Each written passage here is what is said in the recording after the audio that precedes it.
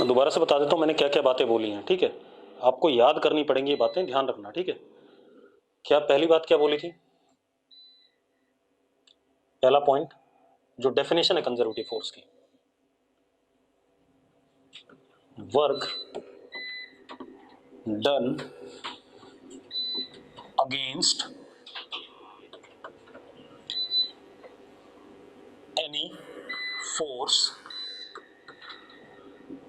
if changes potential energy of system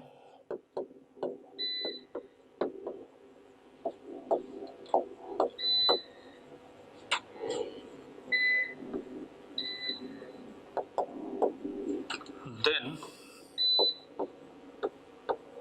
such force is conservative in nature.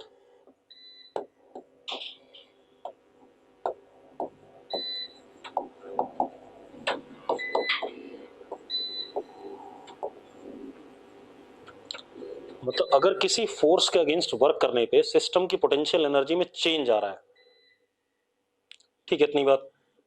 अब मैंने क्या कहा, work done against any force if changes potential energy of system then such force is conservative in nature. मतलब ऐसा force जिसके against work करने पे system की पोटेंशियल एनर्जी में चेंज आ जाए तो उसको हम कंजर्वेटिव फोर्स कहते हैं। तो इस हिसाब से क्या होना चाहिए, minus D W conservative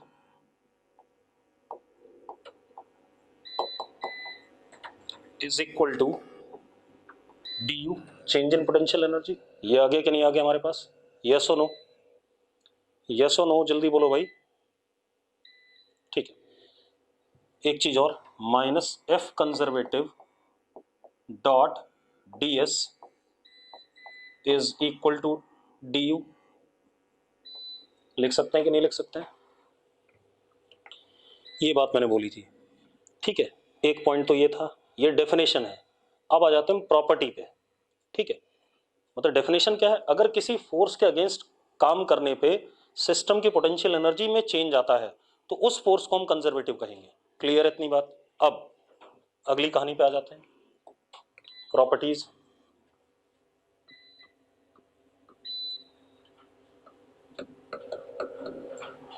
properties से पहले एग्जांपल, कंजर्वेटिव फोर्स के एग्जांपल बहुत सारे होते हैं। Gravitational force, spring force,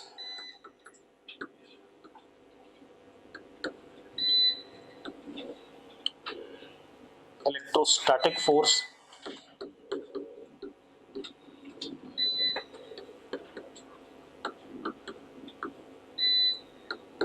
etcetera, और भी बहुत सारे होंगे, ठीक है। इतनी बात, अभी हम इनकी बात कर रहे हैं। अब देखो भाई, मैंने क्या कहा, एग्जाम्पल इसके ग्रेविटेशन फोर्स है, स्प्रिंग फोर्स है, इलेक्ट्रोस्टैटिक फोर्स है। इन दोनों को हम इसी चैप्टर में पढ़ेंगे, इलेक्ट्रोस्टैटिक 12th में पढ़ेंगे, ठीक है, जब हम इलेक्ट्रोस्टैटिक पढ़ लेंगे। अब प्रॉपर्टीज, पहली property, work done by conservative force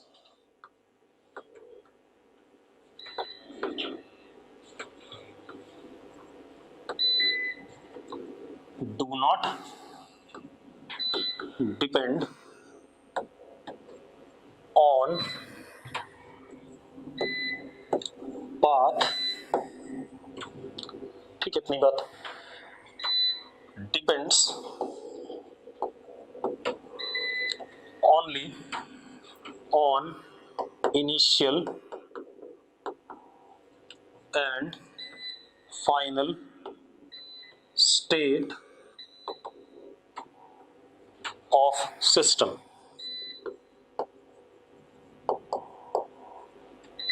हाँ या ना?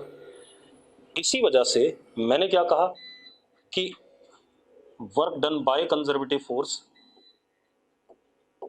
या minus D U, minus D W C क्या था, डी यू था, तो इधर हो गया, ठीक है, इतनी बात। These two both are what, state function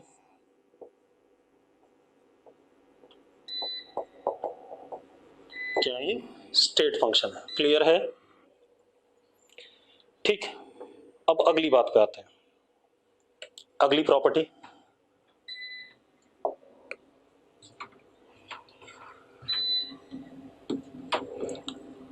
work done by conservative force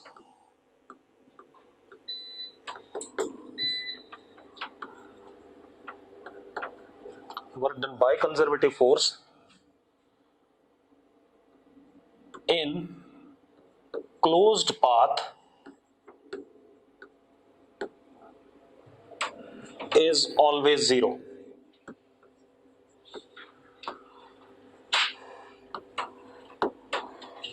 मान लो कोई सिस्टम हमारा ऐसे करके इस क्लोज पाथ पे यहां आया, ऐसे, यही हमारा इनिशियल स्टेट है और यही हमारा फाइनल है। ठीक है, इतनी बात। तो कंजर्वेटिव फोर्स के द्वारा किया गया वर्क इस पे क्या होगा? जीरो होगा। ठीक है, पहले मैं लिख दूं, W conservative is equal to integration F conservative dot ds। जब भी हम क्लोज पाथ के लिए इंटीग्रेट करते हैं तो इनिशियल और फाइनल दोनों सेम पोजीशंस होंगी कि नहीं होंगी? इनिशियल और फाइनल दोनों क्या होंगे? सेम पोजीशंस होंगे। ठीक है, इतनी बात। तो उसको हम हमेशा इंटीग्रेशन में ऐसे दिखाते हैं। ठीक है, जब भी क्लोज पाथ का इंटीग्रेशन रिप्रेजेंट किया जाएगा तो ऐसे रिप्रेजेंट किया जाएगा। ठीक है, इतनी बात। अब ठीक, कोई दिक्कत नहीं इसमें, साइक्लिक इंटीग्रेशन नहीं कहते इसे, इसे कहते हैं FC, sorry, line integral of FC vector in closed path. मतलब अगर मैं इस जगह पे आ जाऊं, इस जगह पे मान लो FC ऐसा है,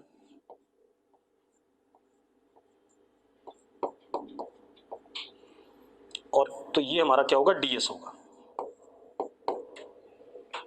ठीक है, इतनी बात। तो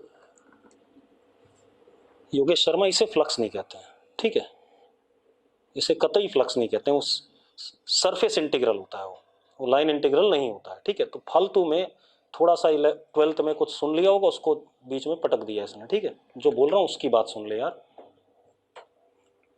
ठीक है, इसको क्या कहते हैं? किसी पाथ के अलोंग इंटीग्रेट करना पूरे क्लोज लूप में, उसको हम क्या कहते हैं? Line integral of conservative force. ठीक है, और ये किसके बराबर होना चाहिए? वो कह रहा है ये हमेशा किसके बराबर होगा? जीरो के बराबर। ये हमेशा जीरो के बराबर होगा। क्लियर है भाई? ठीक है,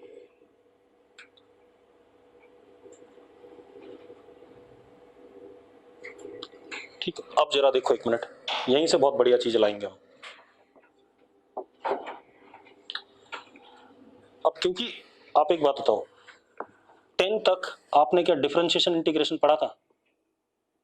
नहीं पढ़ा था सबने। 11th में आकर के हमने डिफरेंशिएशन इंटीग्रेशन सुना है। ठीक है, अभी ढंग से पढ़ा नहीं है, पढ़ेंगे तो हम 12th में। ठीक है, अब प्रॉब्लम यह है कि 12th में भी इंटीग्रेशन डिफरेंशिएशन पढ़ने के बाद भी मैथ्स ऐसा तो नहीं खत्म हो जाएगी। अब बचपन में 1 2 3 सीखा था लिखना, पहले पहचानना, फिर लिखना, फिर ऐड करना, फिर सब्ट्रैक्ट करना, मल्टीप्लाई करना, धीरे धीरे ही हुआ है सब। ऐसा तो नहीं था कि स्कूल गए और इंटीग्रेशन बता दी, ऐसा हुआ नहीं शायद किसी के साथ, है ना। तो 12th में भी मैथ्स खत्म नहीं होगी, जब आप कॉलेज वगैरह जाओगे तो मैथ्स थोड़ा सा और पूछी जाएगी। ठीक है, तो कैसे पूछी जाएगी वो भी बता देता हूं। देखो एक मिनट, लाइन इंटीग्रल को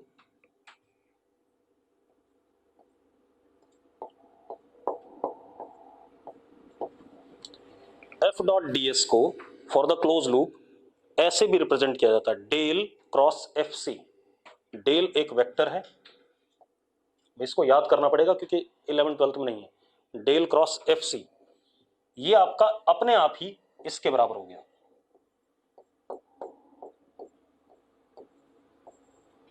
आगे चल के जब मैथ सीखोगे तो line integral can be written as del cross FC। बता रहा हूं मैं डेल क्या होता है। ठीक है, और अगर ये एफ कंजर्वेटिव है तो ये वैल्यू किसके बराबर आनी चाहिए, 0 के बराबर आनी चाहिए, यस और नो। अगर कंजर्वेटिव है तो ये क्या आनी चाहिए, 0 आनी चाहिए। ठीक, अब व्हाट इज डेल ऑपरेटर, ठीक है, इसको क्या कहते हैं, डेल ऑपरेटर। जैसे इंटीग्रेशन भी एक मैथमेटिकल ऑपरेटर है, डिफरेंशिएशन भी मैथमेटिकल ऑपरेटर है, ऐसे डेल क्या है, ये क्या है, डेल ऑपरेटर।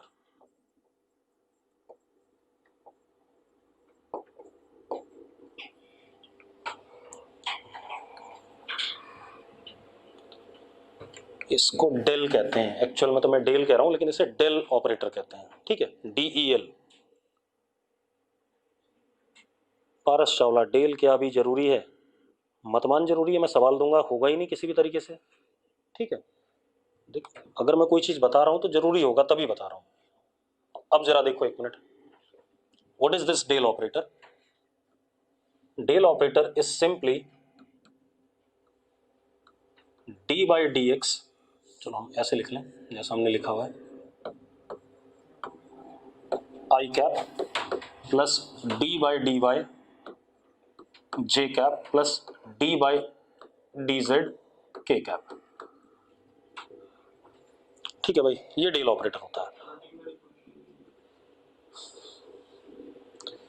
क्या पढ़ा है उसमें, होता यही ऑपरेटर है लेकिन पढ़ा कुछ नहीं है उसके बारे में, ठीक है, कहानी फालतू रट रखा है तुमने।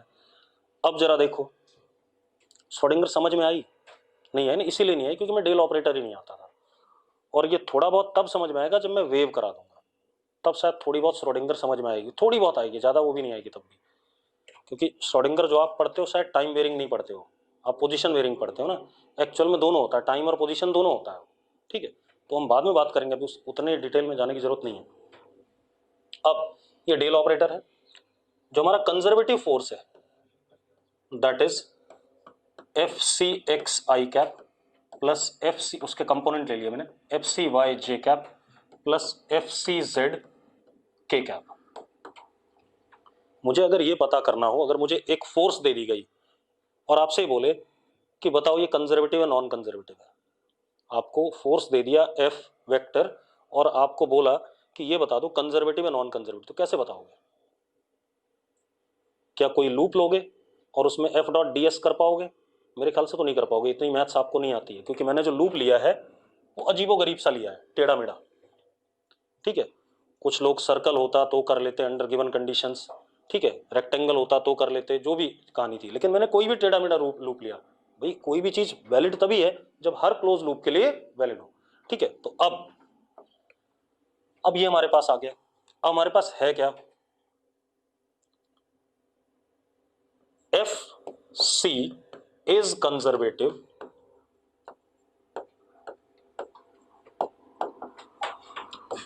only if del cross F C is equal to 0, अगर 0 होगा तभी कंजर्वेटिव है, हाँ या ना। अरे यार, F dot D S for the close loop can be written as what, del cross F C, क्योंकि एफ डॉट डी एस से आप हर लूप के लिए नहीं बता पाओगे, कि मैथ्स की भी एक लिमिटेशन है इंटीग्रेशन की, कि वो एक पर्टिकुलर फिगर्स हो, उनके एक्सप्रेशन बन गए तो हम इंटीग्रेट करके रिजल्ट निकाल लेंगे। जैसे हमने वो करा था एक क्वार्टर सर्कल वाला सवाल, फोर्स दे दिया था हमने, फिर सर्कल में y की वैल्यू रखी थी as a function of x की वैल्यू रखी थी, इंटीग्रेट करके सॉल्व किया था, वो भी बड़ा खराब सा आया था, बड़ा टीडीएस सा प्रोसेस हो गया था। तो अगर हमारे पास इंटीग्रेशन बहुत टीडीएस हो जाती है या हम इंटीग्रेशन नहीं कर पाते हैं किसी फंक्शन की, तो हम फिर क्या यूज करते हैं, डेल ऑपरेटर यूज करते हैं, ठीक है, del cross F C is equal to 0, ठीक है, इतनी बात। इसको डेल क्रॉस किसी भी वेक्टर को हम कर्ल भी कहते हैं, अगर किसी फोर्स का कर्ल 0 है तो वो कैसा फोर्स होगा, कंजर्वेटिव होगा। मैं ये कह सकता हूं कि अगर किसी फोर्स का कर्ल क्या है, 0 है, del cross any vector is called as what, curl, ठीक है। और अगर किसी फोर्स का कर्ल 0 है तो वो फोर्स क्या कहलाएगा, कंजर्वेटिव कहलाएगा, ठीक है। अब जरा देखो, अब हम कर देते हैं भाई, आई क्रॉस आई क्या, 0, और ये अब मैं क्रॉस प्रोडक्ट ले रहा हूं, मैं क्या ले रहा हूं, सीधे सीधे क्रॉस प्रोडक्ट। तो सबसे पहले क्या आया, आई क्रॉस आई 0, आई क्रॉस जे क्या आएगा, के, तो क्या आया, D upon D X F C Y K cap plus I cross K minus J D upon D X F C Z K cap. आ रहा है कि नहीं आ रहा है? ठीक है, इतनी बात। फिर J cross I is what my, सारे के क्यों आ रहे हैं? I cross K is what J, ये जे आया था ना, सॉरी तभी तो मैं गड़बड़ कर रहा हूँ। ठीक है, इतनी बात। अब जे क्रॉस आई माइनस के, तो D upon D Y F C X J cross I that is K cap. कोई दिक्कत है इसमें? जे क्रॉस जे क्या हो गया? 0 हो गया। ठीक है, अब जे क्रॉस के क्या? आई, तो plus D by D Y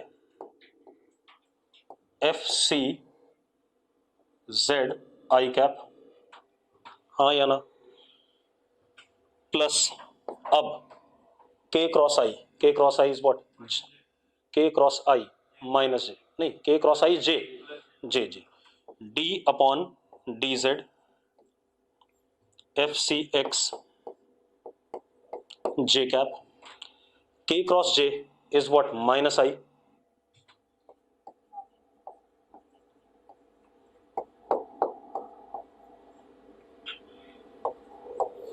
और के क्रॉस के 0। ये ड्रामा अगर 0 होता है, ये ड्रामा क्या होता है? 0। ठीक है, इतनी बात। तो हम कहेंगे कि ये फोर्स कैसा है? कंजर्वेटिव है। अब एक और मजेदार बात, ये 0 कब होगा वो भी चेक कर लो। ठीक है, अभी वो भी चेक करो कब 0 होगा। मिटा दूं ये सब? इतना लिख लिया हो तो मैं ऊपर वाली चीजें मिटाना चाहता हूं। ऊपर वाली चीजें मिटा दूं? ऊपर वाला मिटा देते हैं ना।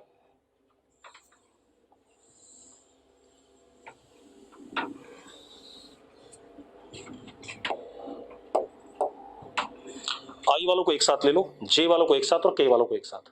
ठीक है, तो जरा देखो, D upon D Y F C Z minus D upon D Z F C Y I cap plus, अब जे वाले ले लो एक साथ। जे वाले कौन कौन है? D upon D Z F C X minus D upon D X F C Z J cap. अब के वाले इकट्ठा कर लो, D upon D X F C Y minus D upon D Y F C X I K cap. और ये term, ये सारा का सारा क्या होना चाहिए? 0। हाँ या ना? एक बात बताओ यार, ये एक वेक्टर है या नहीं? ये एक वेक्टर है और इसके ये 3 कंपोनेंट है, 1 2 3, और ये वेक्टर नल वेक्टर है। तो ये नल वेक्टर तभी हो सकता है जब इसके इंडिविजुअल सारे कंपोनेंट्स क्या हो? 0 हो। हाँ या ना भाई? इसके इंडिविजुअल सारे कंपोनेंट्स क्या हो? 0 हो। देखो किताबों में नहीं मिलेगा ये सब नाटक, लेकिन एक्चुअल में हम अगर मैं आपको कोई फोर्स दे दूं और आपसे कहूं कि बता दो ये कंजर्वेटिव नॉन कंजर्वेटिव है, तो आपको इसी तरीके पे जाना पड़ेगा। ठीक है भाई, तो मैंने क्या कहा? ये एक वेक्टर क्वांटिटी आ रही है और ये 0 होनी चाहिए। अगर ये नल वेक्टर होना है तो for F C to be conservative,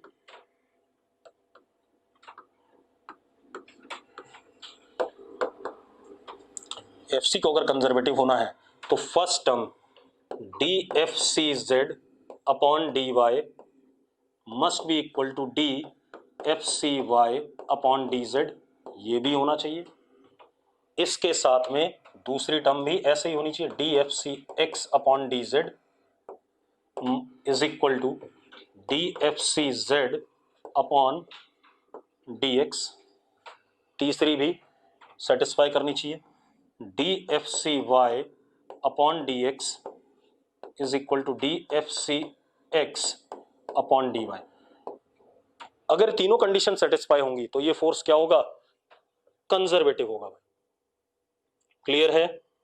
अगर तीनों कंडीशन सेटिस्फाई है तो ही कंजर्वेटिव है, अदरवाइज कंजर्वेटिव नहीं है। अरे क्लियर है? कोई इशू है इसमें? कोई इशू नहीं। अब अगली प्रॉपर्टी लिखते हैं।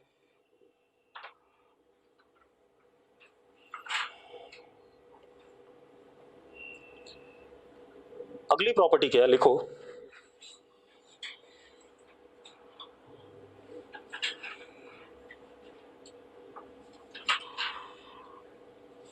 हो गया? हो गया बेटा?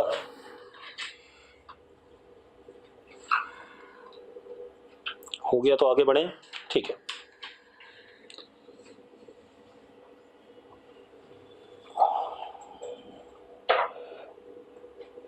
लिख लो भाई, जल्दी लिखो यार, देर मत करो।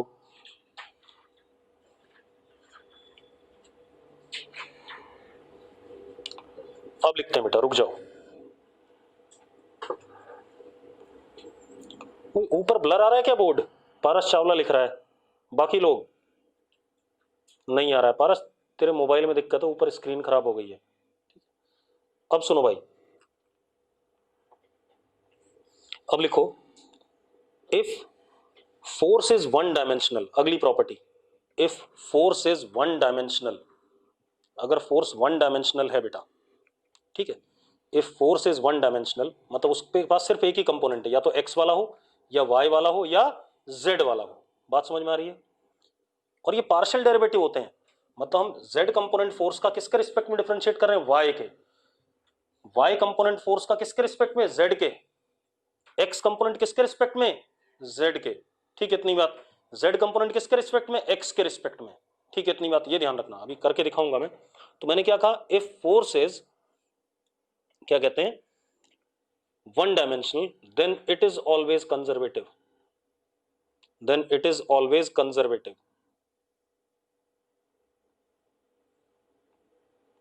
मैंने बोला ये है कि अगर फोर्स वन डायमेंशनल है तो फोर्स हमेशा क्या होगी? कंजर्वेटिव होगी। मैंने क्या बोला? If force is one dimensional then it will be always conservative. ठीक है, इतनी बात। अगर मैं ऐसा लिखता हूं, मैंने एक एग्जांपल ले लिया, एफ एक्स इज के एक्स, एफ एक्स है, एफ वाई और एफ जेड नहीं है। अब मुझे ये प्रूव करना है कंजर्वेटिव है नॉन कंजर्वेटिव है। ठीक है, तो करके देखते हैं। जरा देखो, एक्स वाला ये है, हाँ या ना, और एक यहां है, दो ही जगह है। ठीक है, चलो, तो D F x upon D Z, बेटा ये जेड पे डिपेंड कर रहा है क्या? पहले बताओ मुझे, ये जेड पे डिपेंड कर रहा है? नहीं कर रहा है। तो ये टर्म क्या हो जाएगी? जीरो हो जाएगी। और जेड कंपोनेंट जीरो ही है हमेशा, तो उसका डेरिवेटिव भी क्या रहेगा? जीरो रहेगा। तो zero is equal to what? Zero. अब इधर आ जाओ, D F X by D Y, क्या ये वाई पे डिपेंड कर रहा है? क्या ये वाई पे डिपेंड कर रहा है? नहीं कर रहा है। तो ये टर्म क्या हो गई? जीरो हो गई। और D F Y upon D X, क्या एफ वाई है? एफ वाई हमेशा ही जीरो है, तो ये तो अपने आप ही क्या रहेगा? जीरो। तो ये फोर्स कैसा हो गया, जरा बताना, कंजर्वेटिव हो गया कि नहीं हो गया? और ये दो दोनों ही जीरो इक्वल टू जीरो है ना, एफ वाई है ना एफ जेड है, हाँ या ना? ठीक है भाई, मैंने एक एग्जांपल लिया, कीर्ति जरा थोड़ा सा ना दिमाग को बोर्ड पे ही रखा कर। मैंने क्या एग्जांपल लिया, ये एफ एक्स है, ठीक है, अगर ये कंडीशंस वैलिड है, left hand side is equal to right hand side, left hand side is equal to right hand side, left hand side equal to right hand side, तो ये फोर्स कंजर्वेटिव होगा। ठीक, पहले इधर देखो, एफ जेड हमेशा के लिए जीरो है, एफ वाई भी हमेशा के लिए जीरो है, क्योंकि ये वन डायमेंशनल फोर्स है, हाँ या ना? यही बोला मैंने।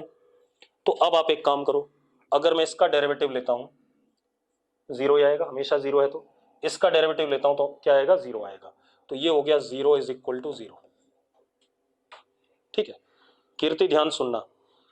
अब यहां पर देखो, x का डेरिवेटिव विद रिस्पेक्ट, इस फोर्स का derivative with respect to z, एक बात बताओ, क्या z के रिस्पेक्ट में वेरी कर रहा है? क्या z के रिस्पेक्ट में वेरी कर रहा है? नहीं कर रहा ना, z के लिए तो कांस्टेंट है। अरे कोई भी z की वैल्यू डालो, ये फिक्स होगा? एक्स पे डिपेंड कर रहा होगा ना, जेड पे थोड़ी डिपेंड कर रहा है। तो अगर मैं इसका डेरिवेटिव लेता हूं जेड के रिस्पेक्ट में तो ये क्या आ जाएगा, जीरो आ जाएगा, और ये वाली टर्म तो वैसे ही जीरो है भाई। सेम इधर एक्स का डेरिवेटिव वाई के रिस्पेक्ट में, क्या ये वाई पे डिपेंड कर रहा है, नहीं कर रहा है, तो ये क्या आएगा जीरो, और ये जीरो है ही, तो ये कैसा फोर्स हो गया, कंजर्वेटिव। तो मैं यही बताना चाहता था कि कोई भी वन डायमेंशनल फोर्स होगा तो अपने आप ही क्या हो जाए, कंजर्वेटिव, वहां आपको दिमाग लगाने की जरूरत नहीं है। ठीक है, इतनी बात क्लियर है। अगली प्रॉपर्टी लिखो बेटा, अगर मुझे डेल ऑपरेटर आता होता, ठीक है, 11वीं 12वीं में, तो मैं ये बात बता भी देता। ठीक है, पार्शियल इसलिए लेते हैं क्योंकि अगर ये टेढ़ा मेढ़ा कर्व है, तुझे फोर्स का फंक्शन पता है, क्या ये ds का फंक्शन प्रॉपरली डिफाइन कर पाएगा, मतलब इस कर्व की इक्वेशन बता सकता है मुझे, बता सकता है, सर्कल की बता सकते हैं, पैराबोला की बता सकते हैं, जो हमारी औकात है बता सकते हैं, लेकिन 11वीं 12वीं में नहीं बता सकते भाई। ठीक है, ये समस्या है। क्या चीज, फ्रिक्शन के अगेंस्ट किया गया वर्क स्टोर नहीं होता है, बेसिक डेफिनेशन तो वहां है ना, उसको भी तो लेके चल। ठीक है, मैंने ये नहीं कहा हर वन डायमेंशनल फोर्स कंजर्वेटिव होगा, वो वन डायमेंशनल फोर्स कंजर्वेटिव होगा जिसके अगेंस्ट किया गया वर्क एनर्जी भी स्टोर करेगा। ठीक है, ऐसे ध्यान रखना।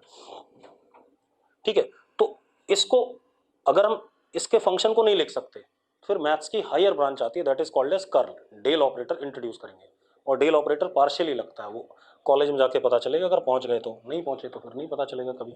अब देखो, अब क्या कहानी है, ये बात क्लियर हो गई। अगली प्रॉपर्टी लिखो, conservative forces are stationary forces. बड़ा इंपॉर्टेंट सा पॉइंट है, क्योंकि आज तक भगवान भी नहीं बता सकता कि कौन सा फोर्स कंजर्वेटिव कौन सा नॉन कंजर्वेटिव है, मतलब नेचर भी नहीं बता सकता, भगवान तो होता ही नहीं है, नेचर नहीं बता सकता। तो मैंने क्या कहा, conservative forces are stationary in nature, बड़ा बढ़िया सा मतलब है इसका। अगर मैं किसी जगह पे फोर्स देखता हूं आज, और वो 10,000 साल बाद भी उतनी ही है उसी जगह पर, उसी डायरेक्शन में, उसी मैग्नीट्यूड की, तभी वो कंजर्वेटिव है। मतलब किसी एक पर्टिकुलर जगह पर समय के साथ फोर्स का ना डायरेक्शन बदलना चाहिए ना मैग्नीट्यूड बदलना चाहिए। तो ग्रेविटेशन नहीं बदलता है, कोई जरूरी थोड़ी ग्रेविटी हमेशा करनाल में जी ही रहेगी, हमेशा हर मोमेंट में नहीं, करनाल में at particular position word use कर रहा हूं।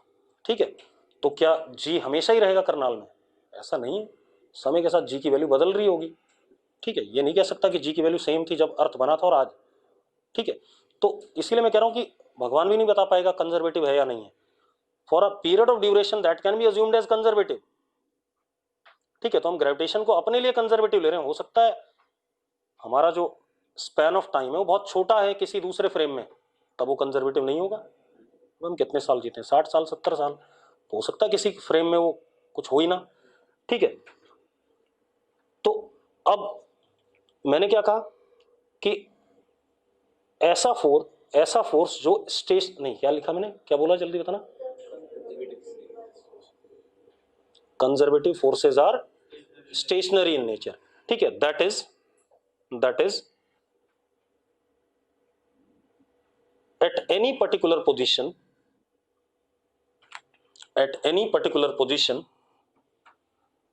force do not vary with time,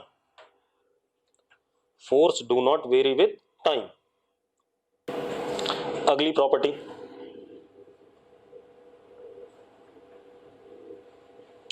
conservative forces are mostly, मैंने ये नहीं कहा सारे, मैं क्या वर्ड यूज कर रहा हूं, मोस्टली। ठीक है, conservative forces mostly are central forces,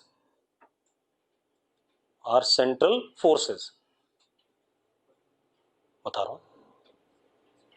जैसे अगर मैं अर्थ की ग्रेविटी की बात करूं तो it is directed towards what, centre of earth.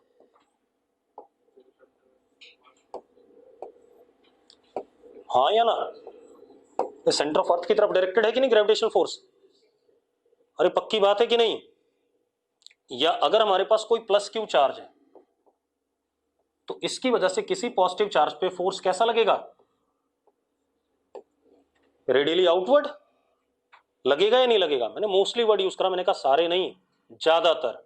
Mostly का मतलब होता है ज्यादातर कंजर्वेटिव फोर्सेस क्या होते हैं, सेंट्रल फोर्सेस होते हैं। अब आप एक काम करो, अगर आप यहां पर एक सर्कल बना दो, ये पाथ, तो एक बात बताओ, ये हमारा क्या है, डीएस है, ये एफ सी। एक बात बताओ, एफ सी और डीएस के बीच में हर मोमेंट पे एंगल क्या होगा, इस पाथ पे चला रहे हैं हम, यहीं से उठे और यहीं घूम के आ गए, 90 डिग्री होगा कि नहीं होगा। तो क्लोज पाथ में वर्क डन कितना हो गया, 0 हो गया कि नहीं हो गया। ठीक है, इतनी बात। तो अगर सेंट्रल फोर्स है तो ऑब्वियस सी बात है अपने आप ही क्या है, कंजर्वेटिव है, वो अपने आप दिख रहा है, क्योंकि अगर मैं कोई भी क्लोज पाथ बनाऊंगा तो उसके लिए वर्क डन क्या आ जाएगा, 0 आ जाएगा क्लोज पाथ में। क्लियर है भाई, ठीक है। Also most of the conservative forces, also most of the conservative forces obey inverse square law. Also most of the conservative forces obey inverse square law। भाई ये रहा इलेक्ट्रोस्टैटिक भी सेंट्रल ही बनाया मैंने। एक बच्चा कह रहा है इलेक्ट्रोस्टैटिक सेंट्रल है, क्या दिख रहा है, ये सेंट्रल नहीं है। एक सेंटर, एक पॉइंट से फोर्सेस बाहर की तरफ या अंदर की तरफ, ठीक है। तो अब मैंने क्या कहा, most of the conservative forces are obeying inverse square law, मतलब जिन भी दो बॉडीज के बीच में फोर्स का मैग्नीट्यूड होगा, that would be proportional to, conservative force is proportional to 1/r²। ठीक है, ज्यादातर, मैंने ये नहीं कहा सारे, मोस्ट वर्ड यूज करा, ठीक है। ये मत कह देना सारे होते हैं ऐसे, ठीक है, 1/r²।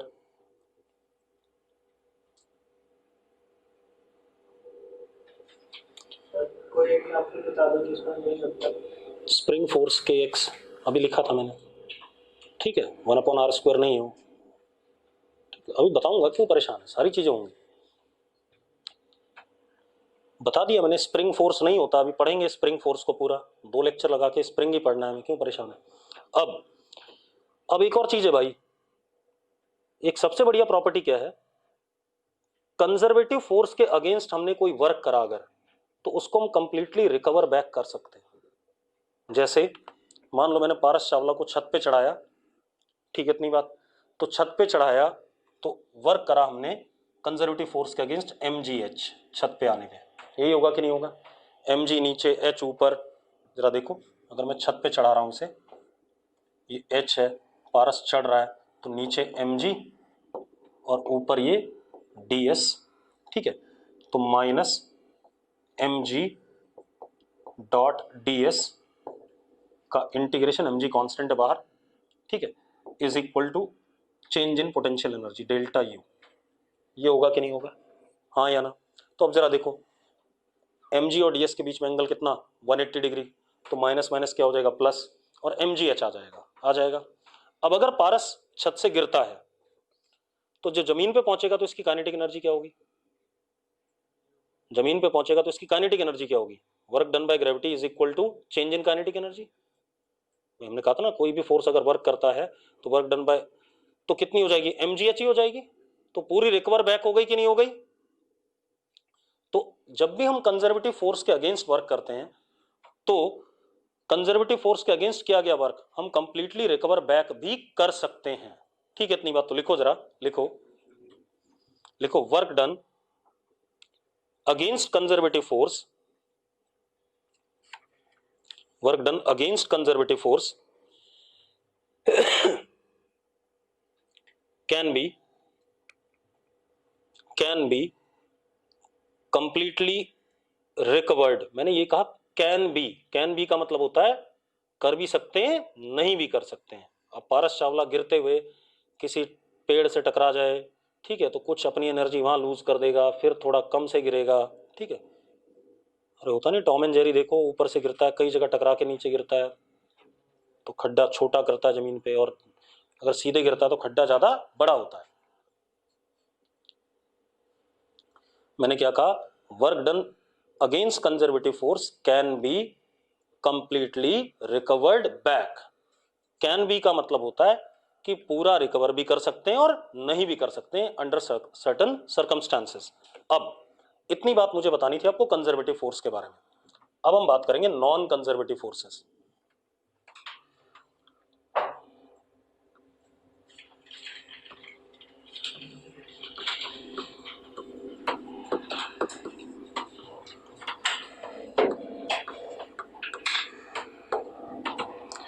इस बार पेपर बहुत आसान था, ठीक है, मैं डिस्कस कतई नहीं करूंगा, बेकार सा पेपर था, किसी लायक नहीं था।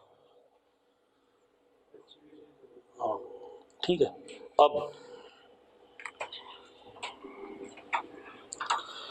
अब क्या कहानी है नॉन कंजर्वेटिव फोर्सेस, ठीक है।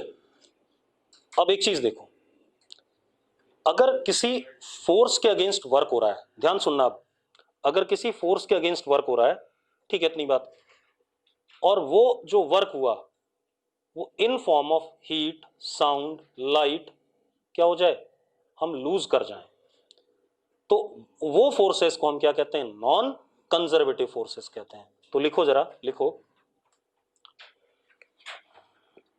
if work done against forces, if work done against forces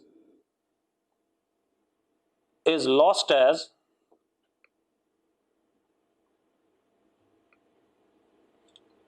some form of energy, is lost as some form of energy such as heat, sound, light, etc. Heat, sound, light, etc. Then such forces are called as non-conservative forces.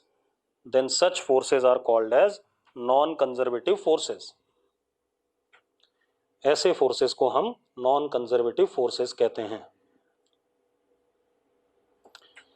मैंने क्या कहा बेटा, if work done against forces is lost as some form of energy such as heat, light, sound, etcetera, ठीक है, इतनी बात, then such forces are called as non conservative forces. Clear है?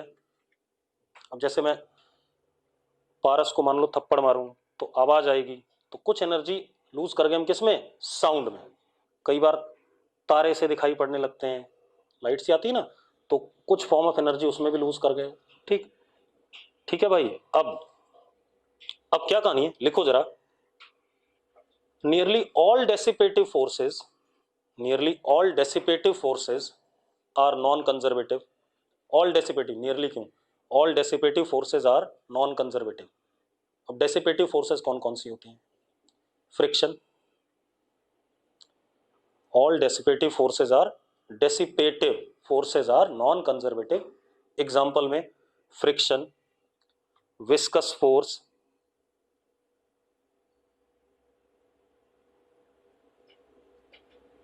Induced electric field, etcetera. मैंने electric field word use नहीं करा है, मैंने क्या वर्ड यूज करा है, इंड्यूस्ड इलेक्ट्रिक फील्ड। अगले साल पता चलेगा कि आधे साल हम पढ़ेंगे अगले साल में कि इलेक्ट्रिक फील्ड कंजर्वेटिव है, और जैसे इंड्यूस्ड इलेक्ट्रिक फील्ड आएगी वो क्या हो जाएगी, नॉन कंजर्वेटिव हो जाएगी। ठीक है, तो मैंने क्या कहा आपसे कि ऑल डेसिपेटिव फोर्सेस, जैसे फ्रिक्शन हो गया, विस्कस फोर्स हो गया, ठीक है, और इस साल तो हम सिर्फ फ्रिक्शन और विस्कस ही लेके चलेंगे जो नॉन कंजर्वेटिव होगी। Friction force, viscous force, induced electric field are what, non conservative in nature. अब इसकी प्रॉपर्टीज देख लें भाई। इसकी पहली प्रॉपर्टी लिखो, वर्क डन, एनर्जी का लॉस होना, डेसिपेट करना, इसलिए उस वर्ड को डाल रहे हैं। जैसे अगर फ्रिक्शन के अगेंस्ट वर्क होता है तो एनर्जी हीट की फॉर्म में लूज कर जाते हैं, जैसे मैं हाथ को ऐसे रगड़ रहा हूं तो हीट डेसिपेट हो रही है, ठीक है, इतनी बात। तो वही, अब लॉस को डेसिपेट कर दे अंग्रेजी में कहते हैं, तो इस वजह से कह दिया मैंने ऐसा। अब लिखो पहली property, work done by non conservative force, work done by non conservative force in closed loop is always non-zero, is always non-zero। ठीक है भाई, जैसे कंजर्वेटिव फोर्स का वर्क डन क्लोज लूप में हमेशा जीरो था, और इसका हमेशा क्या होगा, नॉन जीरो होगा। ठीक है, इतनी बात। अब मेरी बात सुनो, ध्यान से देखना, एक एग्जांपल ले रहा हूं। मान लो एक ग्राउंड है, ध्यान सुनना, ये ब्लॉक है,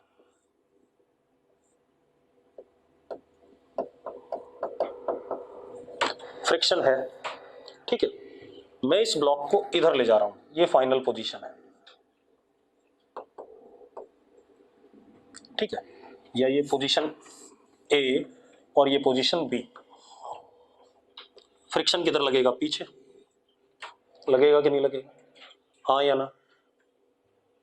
भाई मैं क्या कह रहा हूं निगम, एक ब्लॉक है, ग्राउंड पे चला रहे हैं उसे, ए से बी ले जा रहे हैं, ठीक है, इतनी बात, और फ्रिक्शन पीछे लगेगा, ये बात सही है कि नहीं है? पहले बता, अगर ए से बी जा रहा है तो। निगम, निगम से पूछ रहा हूं यार। अब मान लो ये डिस्प्लेसमेंट एस है, ठीक है, तो यहां से यहां जाने का वर्क कितना हो गया फ्रिक्शन का? Minus F S. हाँ या ना? जल्दी बताओ मुझे, माइनस एफ एस हुआ कि नहीं हुआ? ठीक है, वर्क वन। अब सेम कहानी है, अब मैं इसी ब्लॉक को बी से ए लाता हूं, अपनी इनिशियल पोजीशन पे बी से ए लाता हूं, तो ये एस हो गया, और फ्रिक्शन अब किधर लगेगा? पीछे। लगेगा कि नहीं लगेगा? लगेगा या नहीं लगेगा भाई, जल्दी बताओ। तो अब वर्क कितना हुआ? W2 is again minus F S. आया कि नहीं आया भाई? अरे आया। अब एक बात तो, क्लोज लूप में कितना हुआ total work in close loop? कहां से zero? W1 plus W2 that is minus 2fs which is not equal to zero. हाँ या ना? अब ऐसा हुआ क्यों? एक्चुअल कहानी क्या है?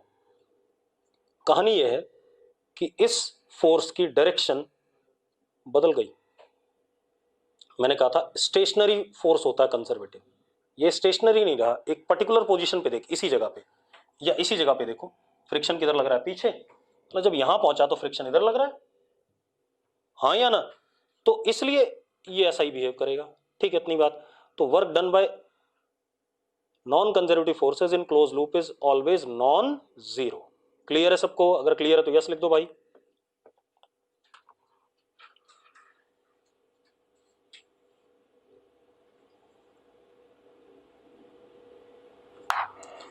चलो अब अगली प्रॉपर्टी, इसका मतलब ये भी कह सकते हैं, जरा देखो, इसी में पहले थोड़ा सा लिख लें।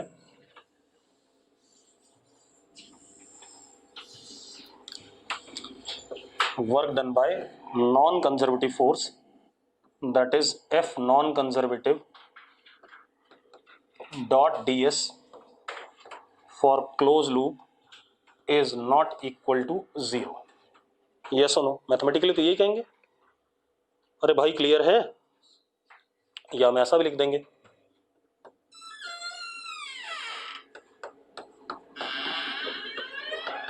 Del cross F non conservative is equal to not zero. ठीक है, इतनी बात क्लियर है। अब अगर मैं आपसे पूछूं कि work done by non conservative force path पे डिपेंड करता है या नहीं करता है, तो क्या कहोगे आप लोग? करता है, शायद करता है, पक्का पता है करता है ना? पक्का पता है। लिखो भाई, work done by non conservative force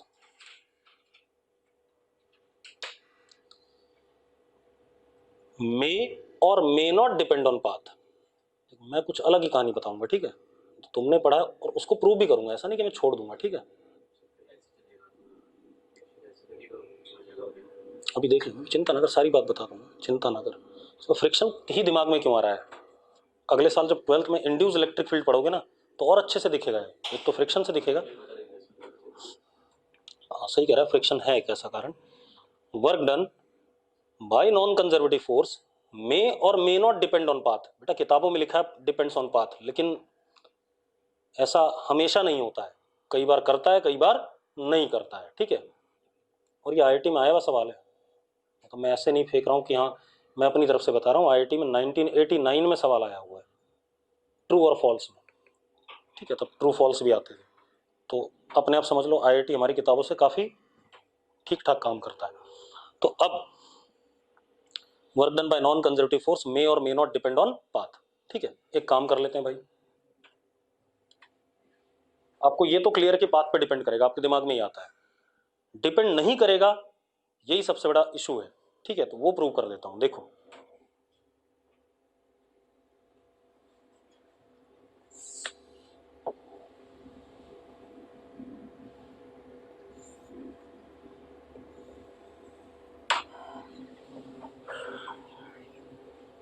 मान लो बेटा एक इंक्लाइन है, ये x है बेस, ये h है, और यहां पर एक ब्लॉक है, कोफिशिएंट ऑफ फ्रिक्शन म्यू, ये थीटा।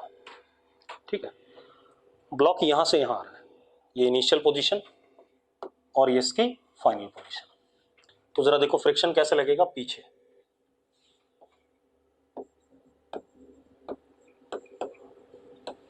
और डिस्प्लेसमेंट कैसे आगे, ऐसा ही कुछ है, हाँ या ना।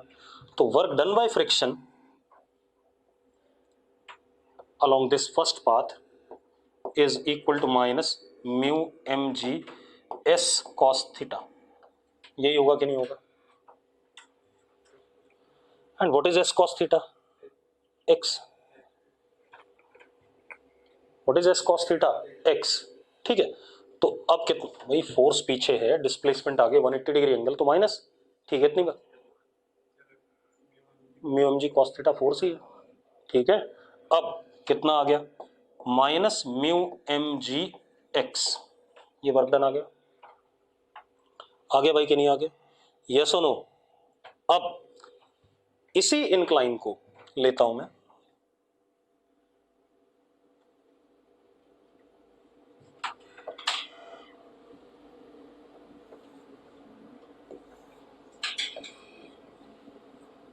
ये एक्स है बेटा पूरा, ये एंगल बीटा, ये एंगल अल्फा,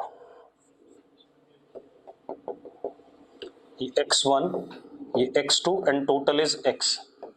सेम इंक्लाइन है, बस मैंने रास्ता बदल दिया, मान लो ऐसा कर दिया, हाँ या ना? रास्ता ही तो बदला मैंने, और कुछ नहीं करा। ठीक है, अब ब्लॉक आ रहा है, तो इस पे पीछे लगेगा friction mu M G cos alpha, and this is S1। यहां जब ब्लॉक पहुंचेगा mu M G cos beta, and this is S2। अब जरा वर्क डन निकालते हैं इसका, तो कितना आया जरा देखो, W is equal to minus mu M G S1 cos alpha minus mu M G S2 cos beta, हाँ या ना? What is S1 cos alpha? That is x1, and S2 cos beta is what? x2। ठीक है, तो W is equal to minus mu M G common x1 plus x2, तो W comes out to B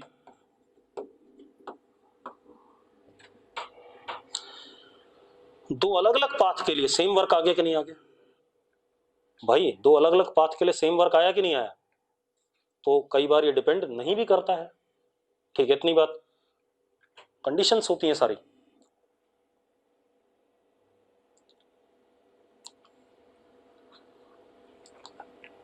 ठीक है भाई,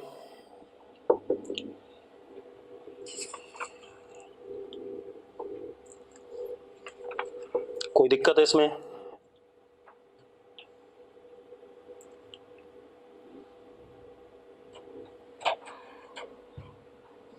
मैं ऐसा भी कर सकता था, देखो मैं ऐसा इंक्लाइन बनाता, दिस इज एक्स, मैं ऐसे टेढ़े मेढ़े रास्ते से लाता, और ब्लॉक ये है, कोफिशिएंट ऑफ फ्रिक्शन म्यू है, तब भी वर्क क्या आता? Minus mu M G X आता। ये रडो में ऐसे वाले सवाल हैं। ठीक है, इतनी बात, तो अब क्लियर है? ठीक है, पाथ कोई भी हो, अगर हॉरिजॉन्टल डिस्प्लेसमेंट सेम है इंक्लाइन पे, तो वर्क डन बाय फ्रिक्शन क्या आता है? सेम आता है, तब वो पाथ पे डिपेंड नहीं करता। ठीक है, चलो अब आगे बात करते हैं। तो ये तो बात हो गई conservative and non conservative forces के बारे में। अब हम आते हैं दोबारा से पोटेंशियल एनर्जी पे, ठीक है।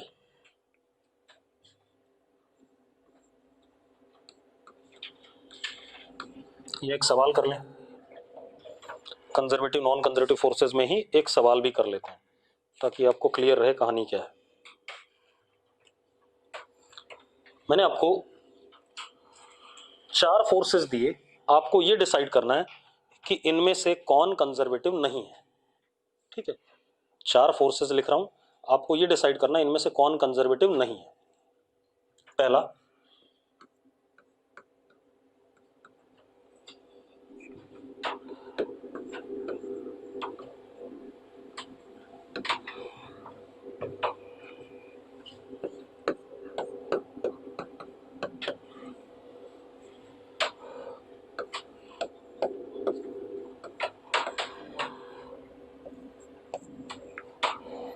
R cap is radius vector का यूनिट वेक्टर, ठीक है।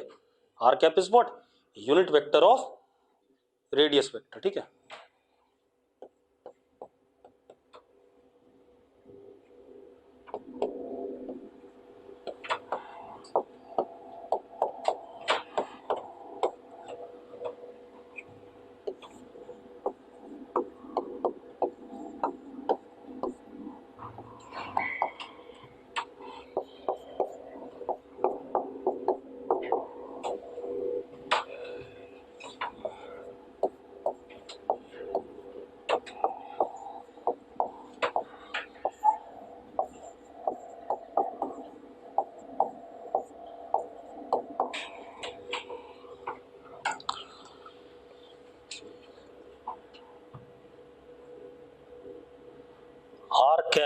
आर कैप जैसे अगर ये ओरिजिन है एक्स वाई जेड एक्सेस का, तो ये डायरेक्शन आर कैप है, ये डायरेक्शन क्या है, आर कैप है, ऐसे रेडियली आउटवर्ड, ठीक है।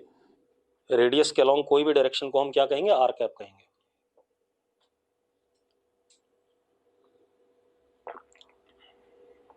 ऐसे ही कहा था मैंने। अब जरा देखो एक मिनट, हिमांशु ने कहा फोर्थ नॉन कंजर्वेटिव है। चलो पहले तो पहला और दूसरा डायरेक्टली दिख रहा है। अगर आप पहले को देखो, ये ओरिजिन है, किसी भी आर दूरी पे जो फोर्स होगा मैग्नीट्यूड में 2r³ है और डायरेक्शन आर कैप है बाहर की तरफ। इसी तरीके से इस जगह पर भी देखें तो फोर्स का डायरेक्शन इधर है और मैग्नीट्यूड में 2r³ है। ये सेंट्रल फोर्स है या नहीं, कैसा फोर्स है भाई, ये सेंट्रल है या नहीं, ठीक है। अगर ये सेंट्रल है, ठीक है, इतनी बात है ही सेंट्रल, इधर आर कैप ऐसे, इधर ऐसे, इधर ऐसे, तो इसको मैं डायरेक्टली क्या कह सकता हूं, कंजर्वेटिव फोर्स कह सकता हूं, ठीक है। दूसरे वाले को देख लो भाई, दूसरे वाले को अगर हम देखें, ये आर दूरी है, फोर्स का मैग्नीट्यूड k/r है और डायरेक्शन अंदर की तरफ है, इसीलिए माइनस आर कैप, क्योंकि आर कैप बाहर की तरफ तो माइनस आर कैप अंदर की तरफ। यस और नो, माइनस आर कैप ना। तो अब अगर हम इस जगह पे देखेंगे, 1D नहीं है बे, कौन बोल रहा है 1D है, गधा आदमी। R cap is unit vector of X I cap plus Y J cap plus Z K cap, ठीक है, उसको भी यूनिट 1D बता रहा है। ऐसे हो जाएगा फोर्स। ये भी सेंट्रल है या नहीं है, अरे सेंट्रल है कि नहीं, अंदर की तरफ टुवर्ड्स सेंटर, तो ये भी कौन सा हो जाएगा, कंजर्वेटिव फोर्स, ठीक है। अब आ जाए हम तीसरे वाले पे।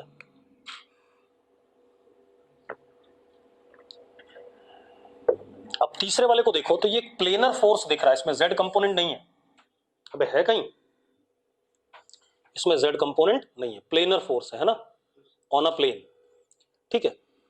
तो इसका अगर मैं प्लेन बनाता हूं, ध्यान सुनना, और ये आर वेक्टर लिखता हूं मैं, इस पॉइंट के कोऑर्डिनेट x, y है, तो R vector can be written as, थोड़ा सा ना शॉर्टकट मारा करो, X I cap plus Y J cap, अरे निकम्मो, ठीक है। और आर का मैग्नीट्यूड कितना,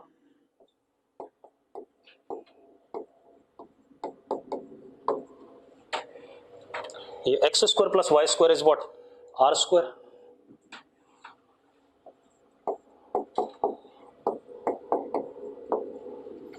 तो अब मैं तीसरे वाले को क्या लिख सकता हूं, तीसरे वाले को लिख सकता हूं 3r वेक्टर अपॉन, यहां आर स्क्वायर आया, आर क्यूब, ये आया कि नहीं आया, ऐसा आते ही ये सेंट्रल हो गया कि नहीं हो गया,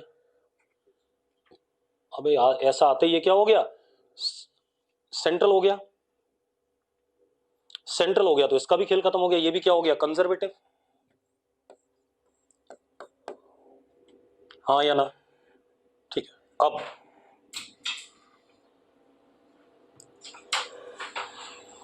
चौथे वाले का,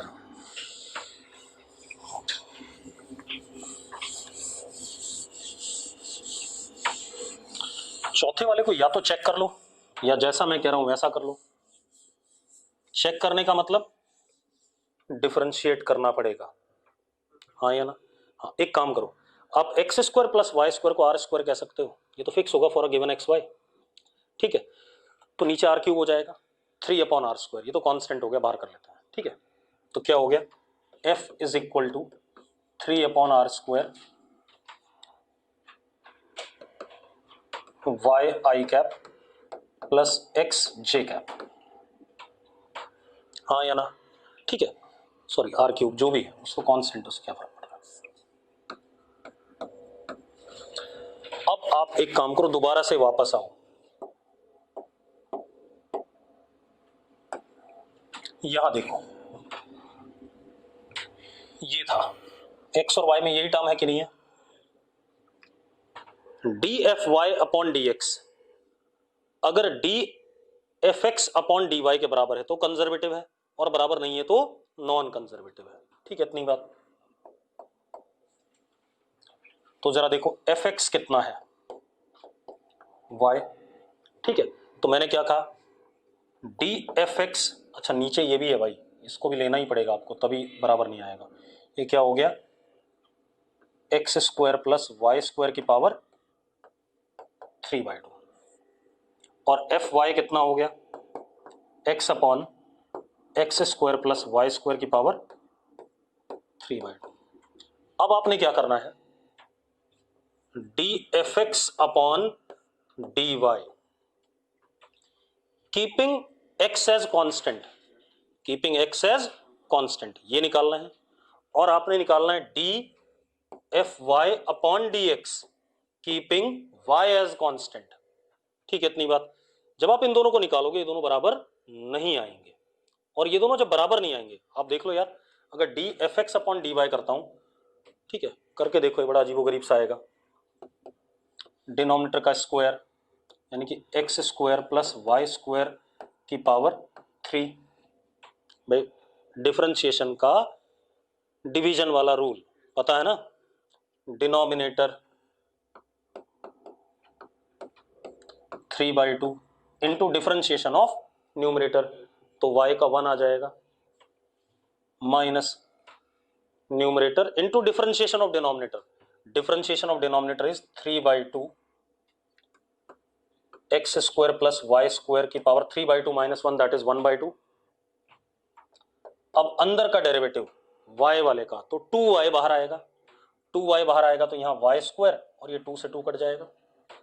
जब आप इसको करोगे तो यहां पर ये एक्स स्क्वायर वाली टर्म आएगी, आएगी कि नहीं आएगी, तो ये दोनों बराबर नहीं है, बराबर नहीं है तो कौन सा फोर्स हो गया, नॉन कंजर्वेटिव। इसलिए पढ़ा रहा था भाई वो ड्रामा में, अगर मैं ना बताता वो ड्रामा तो आपको चेक करने में बड़ी समस्या होती, ठीक है, तब आपके पास कोई तरीका नहीं बचता, फिर आपको तुक्का ही मारना पड़ता है, ठीक है। कर लोगे, आज इतना ही करेंगे भाई, कल बात करेंगे, ठीक है, कल पोटेंशियल एनर्जी को स्टार्ट करेंगे, ठीक है।